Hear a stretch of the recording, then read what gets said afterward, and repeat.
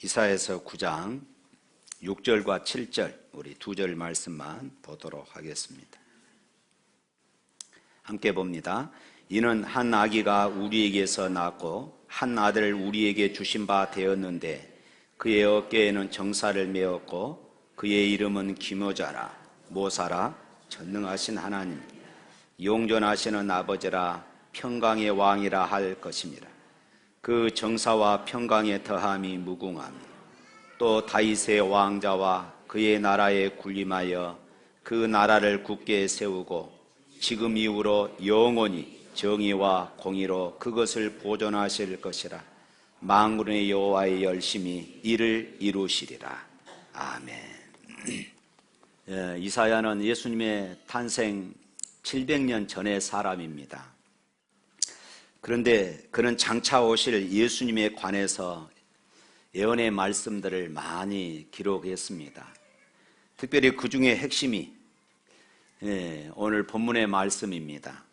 하나님이 사람이 되어 태어나실 것이라는 어찌 보면은 당시에 상상도 할 수 없는 그런 예언을 한 것입니다.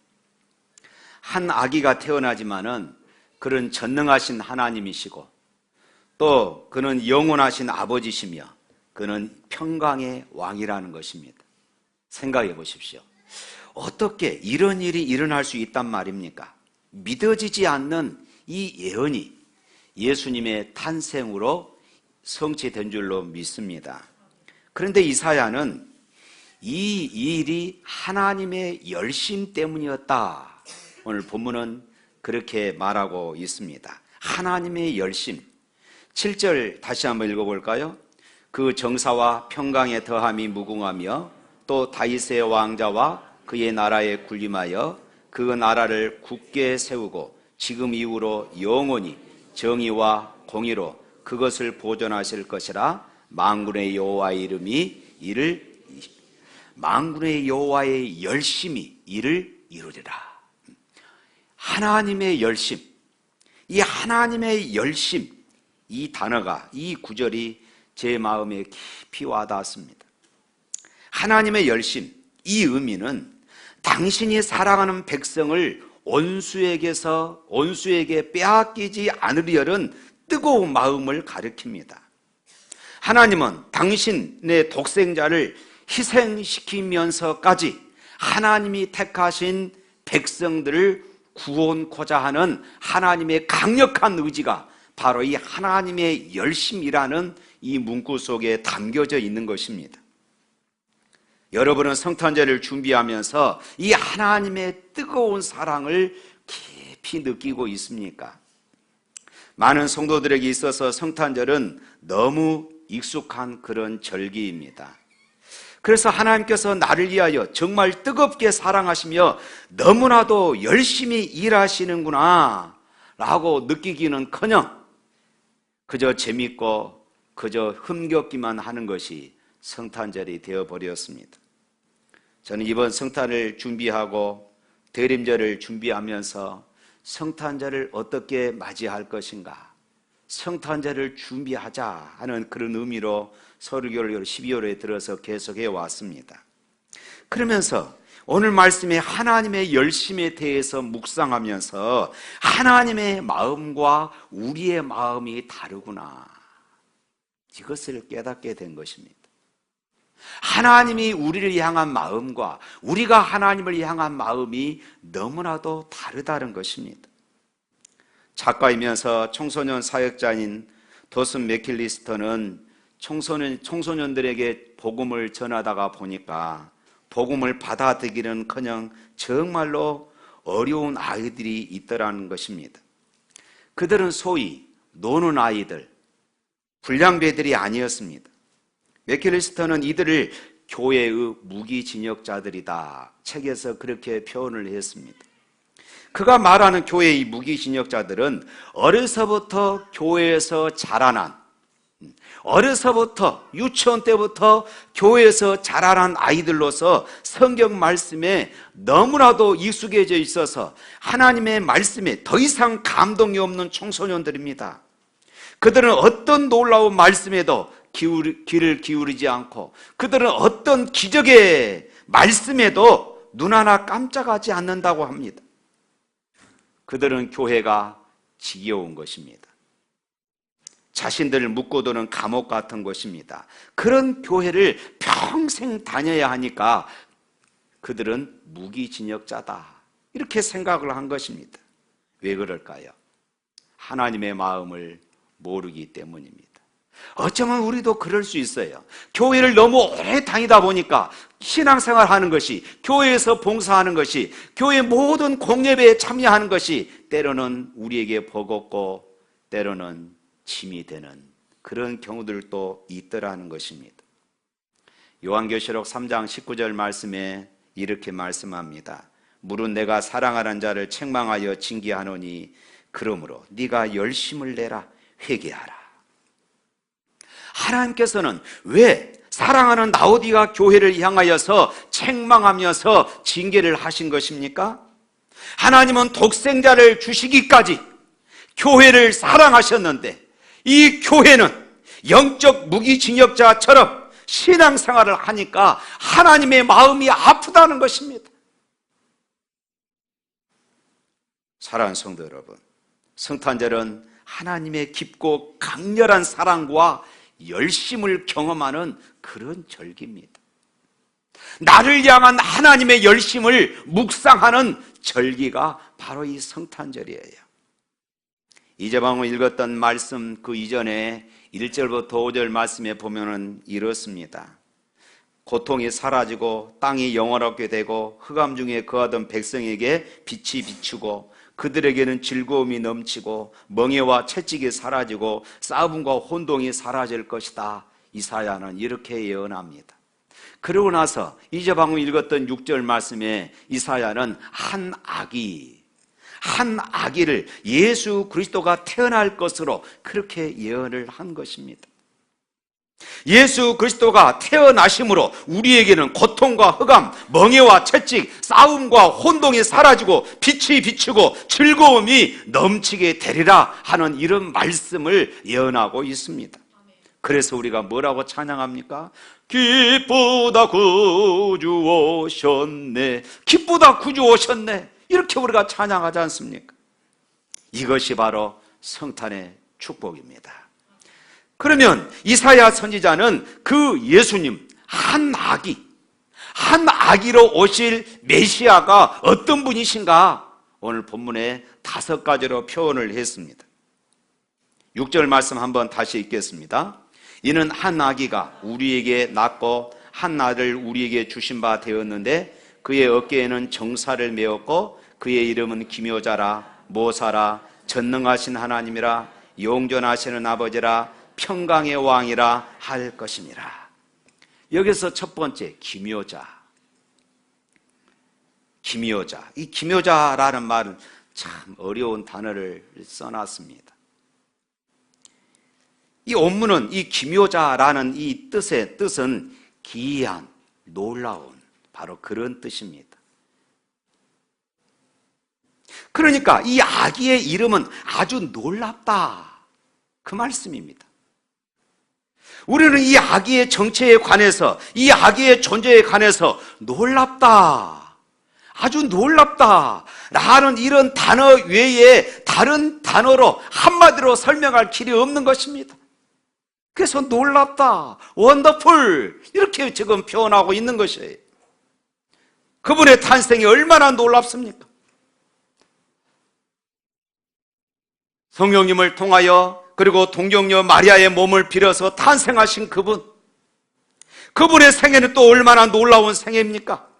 그분의 기적과 그분의 사랑과 말씀을 통한 교훈들은 어떻습니까? 그분의 죽음은 또 얼마나 놀라운 죽음입니까? 이 한 사람의 비극적인 죽음 앞에 세계의 수많은 사람들이 감동과 충격을 받고 그리고 새로운 삶을 살기로 결단하게 되었다는 것입니다.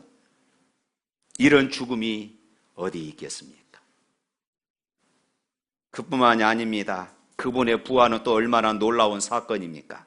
성경대로 사흘 만에 죄와 사망의 권세를 깨뜨리고 무덤 문을 여시며 살아나셨습니다. 전 세계는 이 사건을 기념하여 살아계신 주님을 묵상합니다. 또 그분의 재림은 얼마나 놀랍습니까? 영광 중에 천사들을 거느리고 천지와 우주와 역사를 심판하기 위해서 다시 오실 그분. 성경이 이 놀라운 분을 만나본 사람들의 놀라운 간증으로 가득 차 있습니다. 마태복음 13장 53절 말씀을 보면은 이렇습니다. 고향으로 돌아가사 그들의 회당에서 가르치시니 그들이 놀라 이르되 이 사람의 지혜와 이런 능력이 어디서 났느냐. 그들이 놀라웠습니다. 마태복음 22장 22절에 보면은 바리새인들조차도 놀랐습니다. 그들이 이 말을 듣고 놀랍게 여겨 이렇게 말하지요. 마태복음 7장 28절 29절 말씀에 보면은 예수님께서 산상수훈을 마치셨을 때에 예수님의 이 설교를 듣고 있던 많은 사람들이 이렇게 표현을 했습니다. 그들이 이 말씀을 듣고 놀랍게 여겨.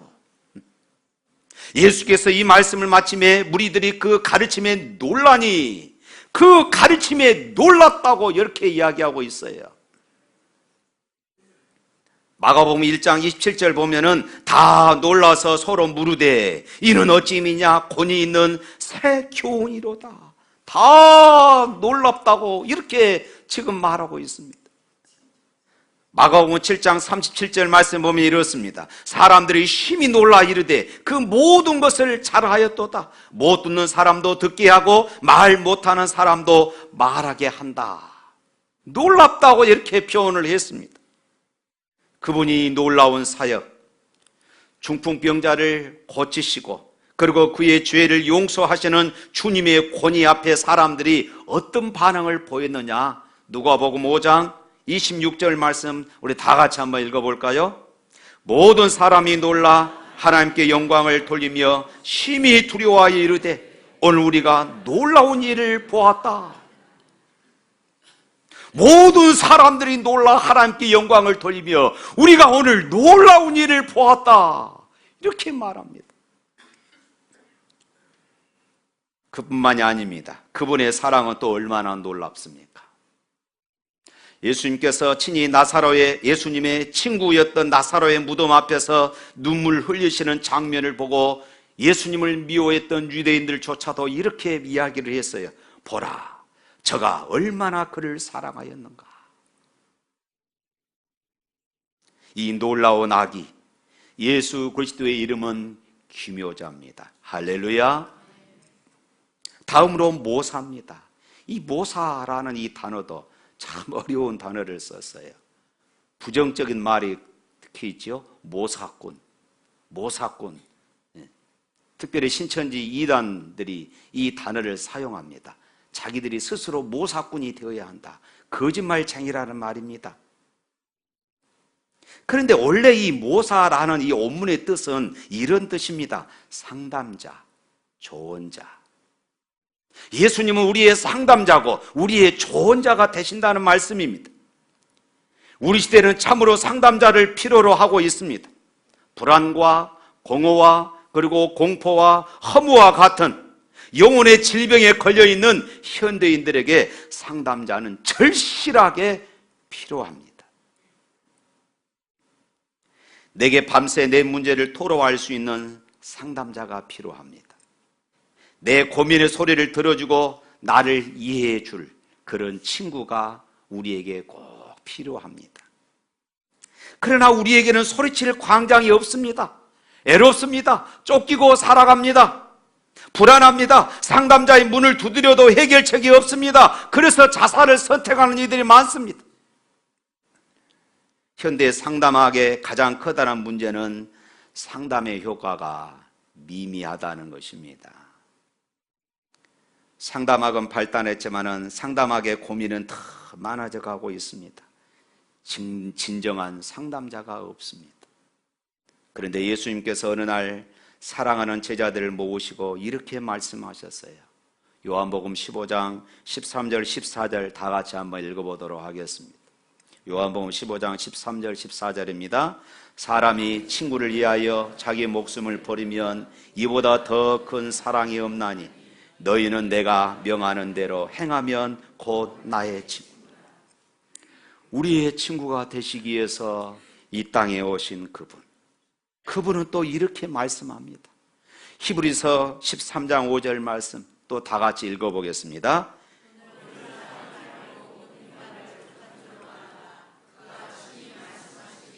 내가 과연 너희를 버리지 아니하고 과연 너희를 떠나지 아니하리라.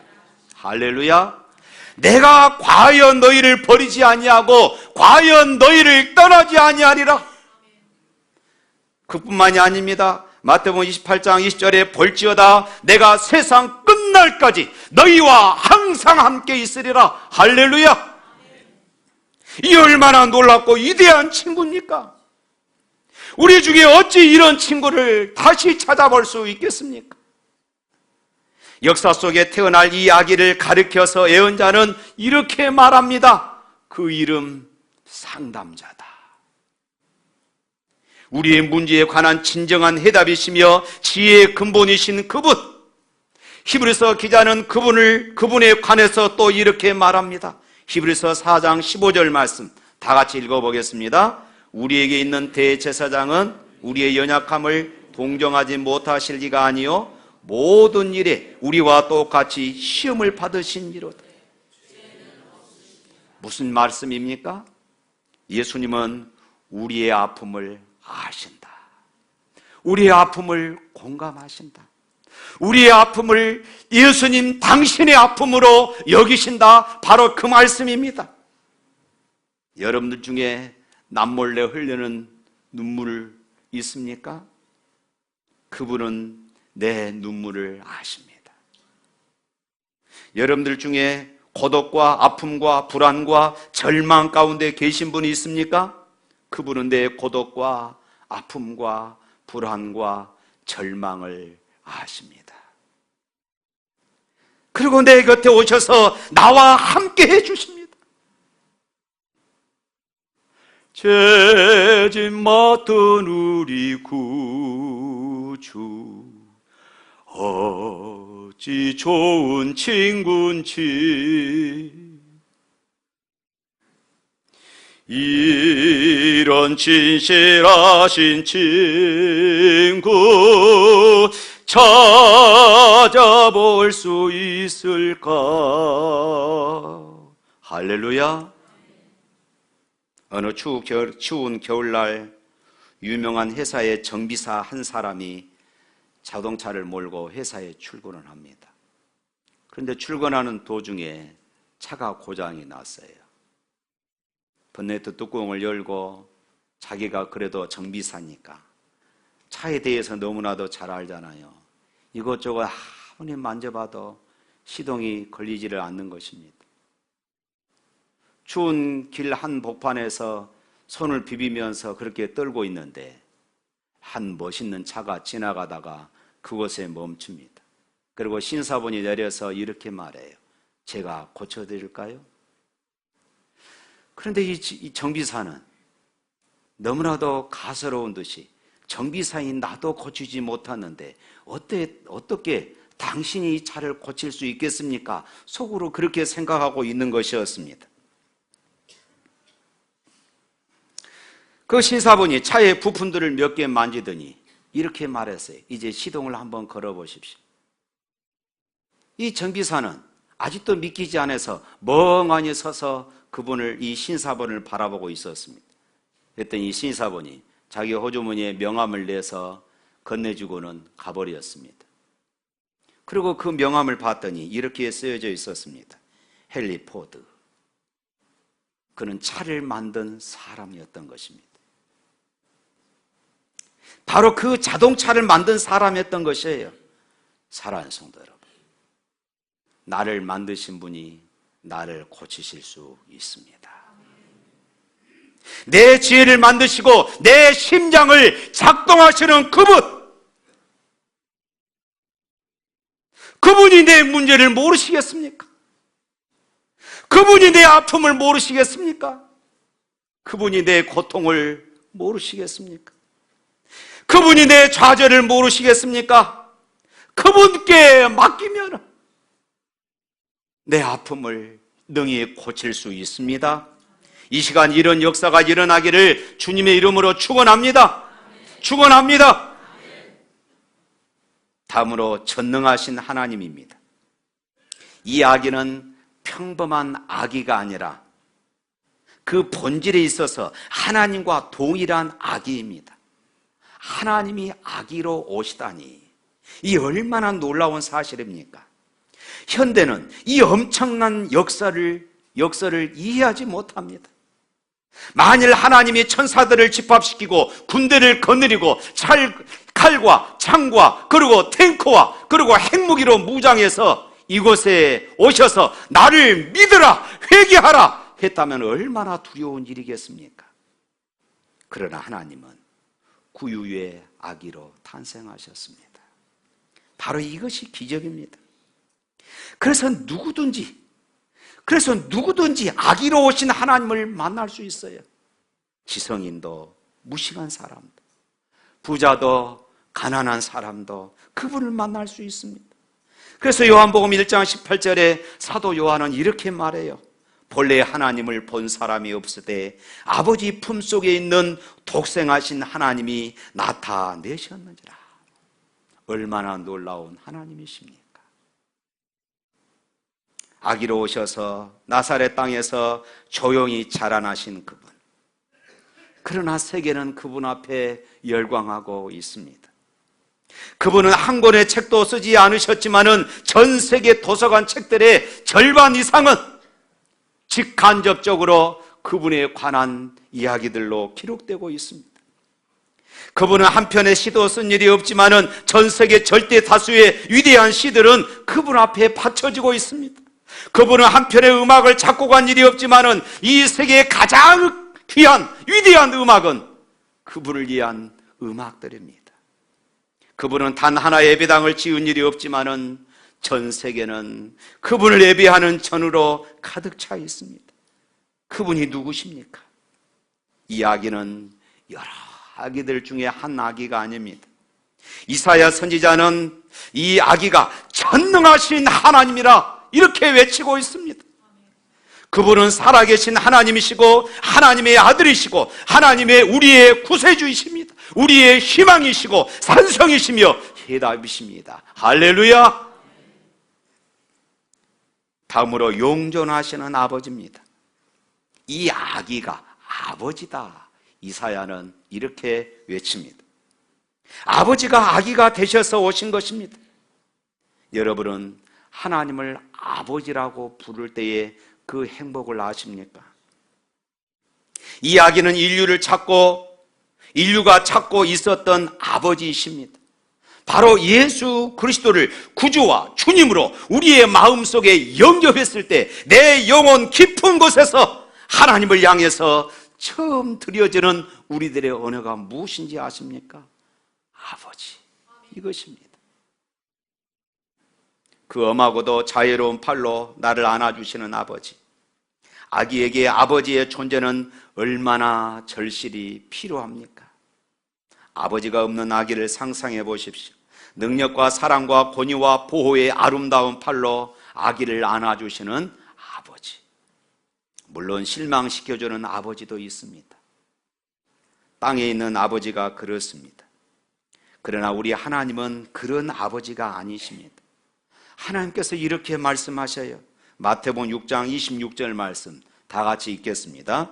공중의 새를 보라. 심지도 않고 거두지도 않고 창고에 모아 들이지도 아니하되 너희 하늘 아버지께서 기르시나니 너희는 이것들보다 귀하지 아니하냐. 그 하나님 아버지가 오늘 나와 함께 계십니다. 마태복음 7장 7절부터 11절 말씀 또 다 같이 읽겠습니다. 구하라 그리하면 너희에게 주실 것이요 찾으라 그러면 찾아낼 것이요 문을 두드리라 그리하면 너희에게 열릴 것이니 구하는 이마다 받을 것이요 찾는 이가 찾아낼 것이며 두드리는 이에게 열릴 것이니라. 너희 중에 누가 아들이 떡을 달라 하는데 돌을 주며 생선을 달라 하는데 뱀을 줄 사람이 있느냐. 너희가 악한 자라도 좋은 곳으로 자식에게 줄 알거든 하물며 하늘에 계신 너희 아버지께서 구하는 자에게 좋은 것으로 주시지 않겠느냐. 최선을 준비하시는 아버지, 최선을 준비하시는 하나님, 그분이 오늘 우리의 아버지십니다. 할렐루야. 그 다음에 평강의 왕입니다. 예수님께서 탄생하시던 그날 밤에 하늘에 있는 천사들이 노래하며 외친 말씀이 있습니다. 누가복음 2장 14절에 있는 말씀입니다. 또 한번 읽어보겠어요. 지극히 높은 곳에는 하나님께 영광이요 땅에서는 기뻐하심을 입은 사람들 중에 평화로다. 지극히 높은 곳에서는 하나님께 영광이요 땅에서는 기뻐하심을 입은 사람들 중에 평화로다. 우리가 이 말씀을 조심스럽게 사용해야 합니다. 사람들이 이 말씀을 줄여서 하늘에는 영광, 땅에는 평화 이렇게 그저 이야기합니다. 정말 땅에 평화가 있습니까? 예수님이 오셨는데도 불구하고 오늘날 전쟁과 고통과 그리고 기근은 사라지지 않고 있습니다. 다시 한번 읽어볼까요? 2장 14절 지극히 높은 곳에는 하나님께 영광이요 땅에서는 기뻐하심을 입은 사람들 중에 평화로다. 땅에서는 기뻐하심을 입은 사람들 중에 평화로다. 예수님 다시 오실 때까지 전쟁과 기근과 괴로움은 계속 되어질 것이에요. 눈물과 탄식도 계속 되어질 것입니다. 그러나 평화의 왕이신 예수 그리스도를 영접하고 하나님이 기뻐하시는, 하나님 앞에 기뻐하심을 입은 성도들 중에는 평화가 있을 것입니다. 세상은 요란하지만은 그럼에도 불구하고 내 마음에 평안이 있습니다. 세상은 이 평안을 알지 못합니다. 세상은 이 평안을 줄 수도 없습니다. 그러나 주님은 말씀하셔요. 요한복음 14장 27절 말씀 다 같이 읽겠습니다. 평안을 너희에게 끼치노니 곧 나의 평안을 너희에게 주노라. 내가 너희에게 주는 것은 세상이 주는 것 아니하라. 할렐루야. 소란과 고통과 난리 속에서도 그리스도인은 평안을 누릴 수 있습니다. 그것은 주님이 주시는 놀라운 평안으로서 아무도 누구에게도 빼앗길 수가 없습니다. 지구상에 있는 모든 사람들이 주님을 알고 그분 앞에 무릎을 꿇는 날, 이 땅에 진정한 평화가 임하게 될 줄로 믿습니다. 사랑하는 성도 여러분, 크리스마스는 이 아기를 받아들이는 사람들을 위해서 울리는 행복한 종소리입니다. 이 위대한 아기, 그 놀라운 이름, 기묘자, 모사, 전능하신 하나님, 용존하신 아버지, 평강의 왕, 그렇습니다.